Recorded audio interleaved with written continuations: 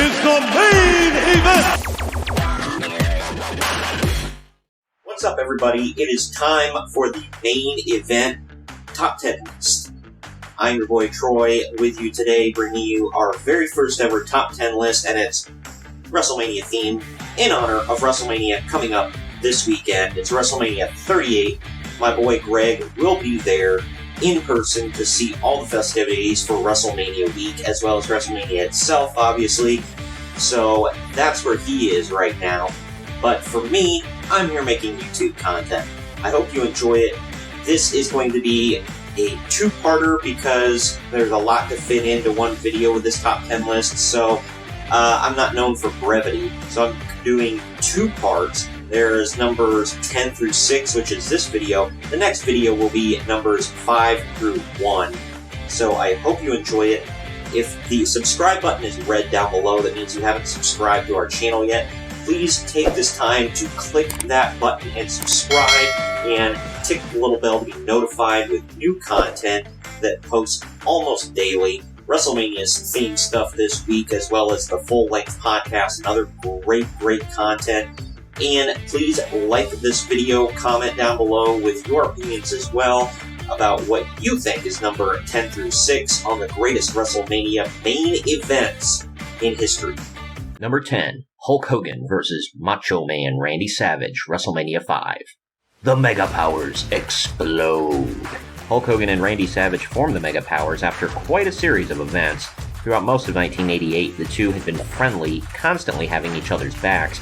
After Hogan lost the WWF title in the infamous twin referee angle involving Ted DiBiase and Andre the Giant, the championship was held up and eventually won by Randy Savage in a one-night tournament at WrestleMania 4. Things took a turn by 1989, however, as Savage started getting protective over Miss Elizabeth when the Hulkster requested that she accompany him to the ring for his matches.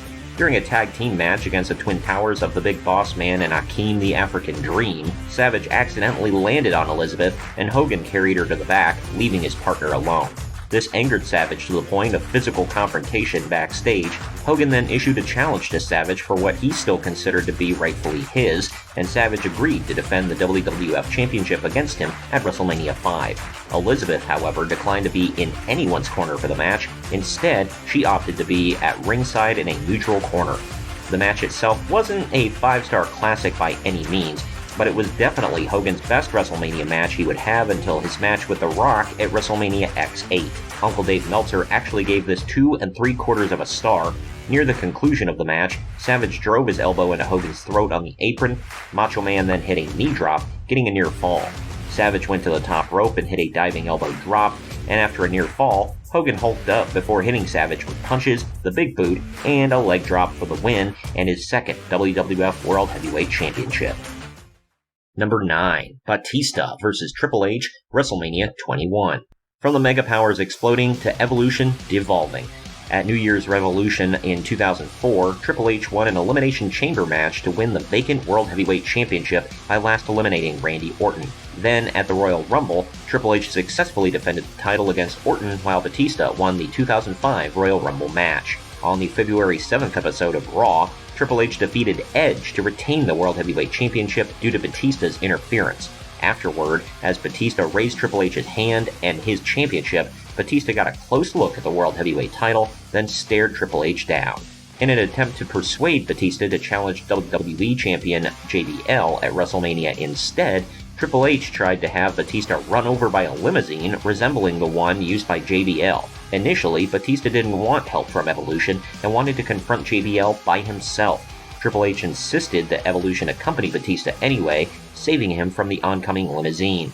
Batista became aware of the plot while eavesdropping on Triple H and Ric Flair and signed a contract guaranteeing him a match with Triple H at WrestleMania, thus leaving Evolution and officially turning him babyface. Batista pretended to sign with the SmackDown brand, giving Triple H and Flair the thumbs up and turned it into a thumbs down before attacking the pair. This alluded to the way that Randy Orton was kicked out of Evolution after becoming World Heavyweight Champion at SummerSlam 2004. This led to Batista's departure from the stable.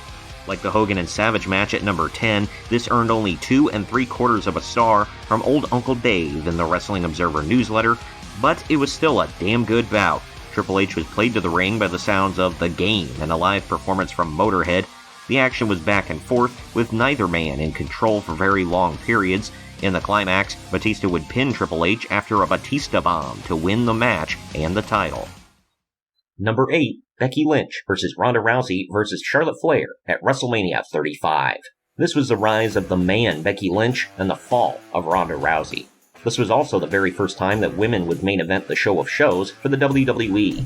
At SummerSlam 2018, Becky Lynch and Charlotte Flair were involved in a triple threat match for the SmackDown Women's title against defending champion Carmella. Charlotte won, and afterwards, Lynch attacked her, ending their friendship. Lynch defeated Flair for the title at Hell in a Cell and successfully defended it against Flair again in a last woman standing match at the inaugural all-women's pay-per-view, Evolution. At Survivor Series, Lynch was originally scheduled to face Raw's Ronda Rousey in a non-title match, but was replaced by Flair due to an injury. During the match, Charlotte attacked Rousey with weapons. Ronda then interfered in a TLC match for the championship between Lynch, Flair, and Asuka at the TLC event. This cost both Lynch and Flair the match and the title. Lynch failed to regain the title at the Royal Rumble, but won the Women's Royal Rumble match by last eliminating Flair despite injuring her own knee. Lynch then chose to face Rousey for the Raw Women's Championship at WrestleMania 35. Lynch was later suspended for refusing a medical examination on her knee. After getting medically cleared, however, Vince McMahon suspended her again and introduced Flair as Rousey's WrestleMania opponent. Becky Lynch continuously violated her suspension and attacked both Rousey and Flair until the suspension was lifted. Then at Fastlane, Lynch beat Flair by disqualification when Rousey attacked Lynch. Per the stipulation, Lynch was added back to the championship match at WrestleMania to make it a triple threat. After Flair defeated Asuka for the SmackDown Women's Championship, the WrestleMania match was made winner-take-all with both titles on the line. This one got 3 stars from Meltzer in the Wrestling Observer newsletter, but it was quite possibly the best women's match in the history of WrestleMania. In the end, Ronda Rousey went for Piper's Pit on Becky Lynch, who countered into a crucifix pin to hand Rousey her first pinfall loss. This gave the man both the Raw and SmackDown Women's Championships. It was her first Raw Women's Championship and record-tying 3rd SmackDown Women's Championship.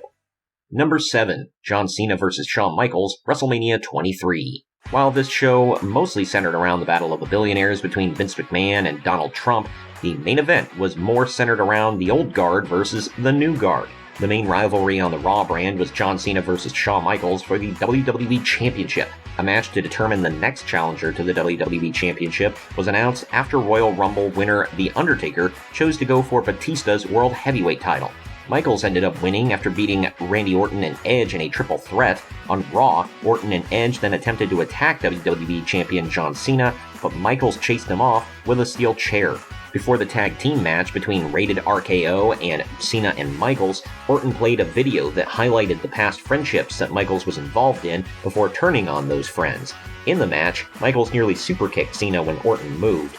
Edge and Orton then got into an argument after this, and Edge left Orton alone, which allowed Cena and Michaels to win the match. The following week, Michaels responded to the video set up by Orton, saying, "I will have your back until WrestleMania. I've turned against all my partners, and more importantly, I've stabbed all of my friends in the back. But with you, John, it's different." After HBK won a match against Randy Orton, John Cena came to the ring and saved Michaels from an attack by Edge and Orton. Then, on the final Raw before WrestleMania, Cena and Michaels would team up to face Batista and Undertaker in a rematch from their match at No Way Out. Cena and Michaels looked set up to win after hitting a double 5-knuckle shuffle, but Michaels turned on Cena and superkicked him, which allowed Batista and Undertaker to win the match. Shawn Michaels was called Mr. WrestleMania for a reason. John Cena wasn't dubbed Big Match John for nothing, and this match proved why. Uncle Dave Meltzer rated this one 4 freaking stars, and it earned every single one of them. After a back-and-forth match, the longest of the night, Cena applied the STF on Michaels. Michaels finally tapped out, allowing Cena to retain the title. And number 6, Shawn Michaels vs. Bret Hart Iron Man match at WrestleMania 12. From frenemies to just plain enemies, this one was the continuation of a backstage and in-the-ring feud that ended up carrying on for well over a decade.